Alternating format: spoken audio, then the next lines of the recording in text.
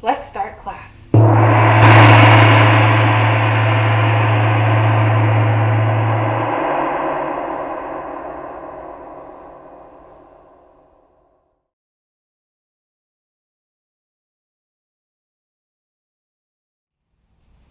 Hi everyone, my name is Eden and I'm here at Blissful.Energy in Melbourne, Florida. We are going to do a quick over analysis on bridge pose and wheel pose. What are the differences and how to get in and out of them safely, what to avoid and what to activate really strongly. So go ahead and grab a mat and maybe some water and let's try out finding a good foundation for bridge pose and wheel pose. All right, so wheel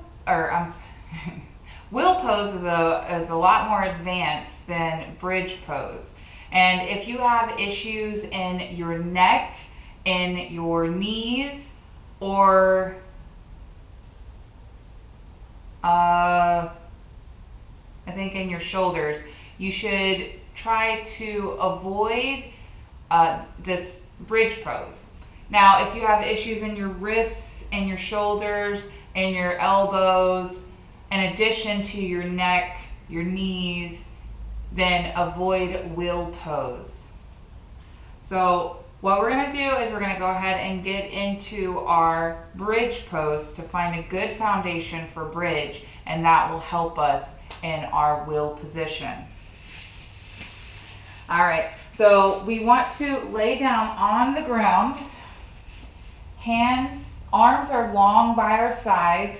Knees are hip width apart, same as feet.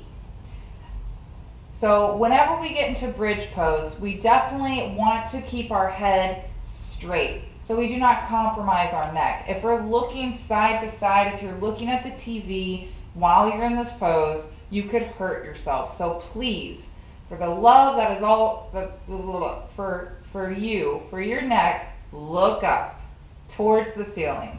Do not look around. All right, hands down by our sides. We're going to breathe in, and as we breathe out, we're going to roll our tailbone off the ground, rolling each vertebrae at a time. So once we get up, make sure your knees are stacked directly on top of your ankles, and we are actually having them hip width apart. Hands down by our sides. We want to press into those hands, and we want to activate our glutes without clenching our bum. This is going to stretch our abs, our inner organs, and we want to hold this 3 to 5 breaths, relaxing and releasing.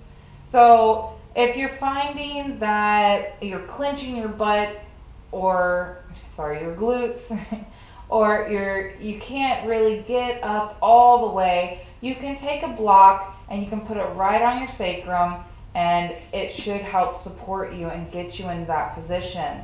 So breathing in through your nose, breathing out, pressing into those palms and maybe lifting up a little more.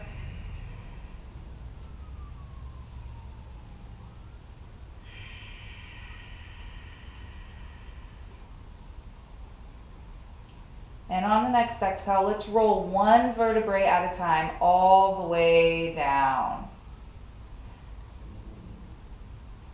All right, that was excellent.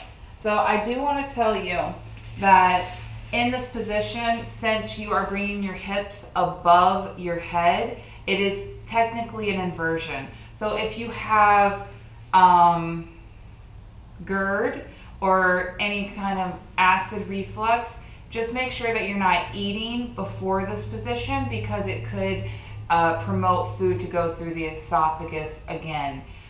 Also, it really helps with depression or just keeping a calm mind, because you are bringing a lot of blood to the brain, a lot more oxygen. You might feel a little happier after this, but in saying that, you don't want to overdo it. You don't want to hold it for 5 minutes plus. This is not a good pose for yin yoga or restorative yoga because they hold those poses 5+ minutes. All right, so let's go ahead and try our wheel position. Now, this is a little more advanced. I showed you bridge pose, and I only showed you one style of bridge pose because I want to prepare you for wheel pose. Now, in wheel pose, once again, if you have any issues with your wrists, your elbows, your SI joint, or your shoulders, your neck, your knees, almost everything. If you have any injuries or any issues with these, just watch and see if it's even feasible for you to try this position. If it's not, that is totally okay. I just want to show you a good foundation for this position if you have no injuries and if you are totally okay with getting in and out of this position. All right, so once again, we're gonna act like we're going into bridge pose. Feet are hip width apart. Knees are hip width apart. Our feet are in towards our hips a little more. Hands, we're actually going to bring our arms up and then place our hands by our ears. All right. So with your head and neck, once we get in the position, I want you to just release and relax your head and neck. But first, we have to get into the position. So breathing in, breathing out, we're gonna roll our sacrum off of the ground, one vertebrae at a time. Once it gets up to your shoulders, I want you to press your palms into the ground and come to the crown of your head. Replace your hands in a comfortable position, breathing in, breathing out, pressing your arms up, straight. So we want to hold this 3 to 5 breaths, whatever is comfortable. This is really stretching those inner organs.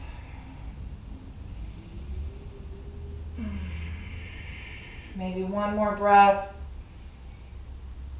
And then on the next exhale, I'm bringing my head forward, and then I'm going to lower onto the back of my head and my shoulders, releasing one vertebrae at a time all the way down.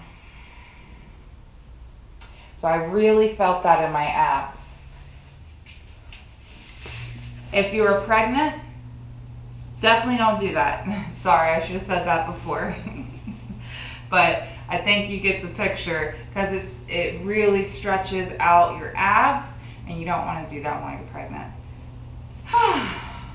Anyway, I hope that this video helped you in your bridge pose and in your wheel pose. I hope that you are gaining so much knowledge from all of this over-analysis on positions and getting a great foundation in your everyday yoga. I hope that you have a happy and healthy rest of your day, and namaste.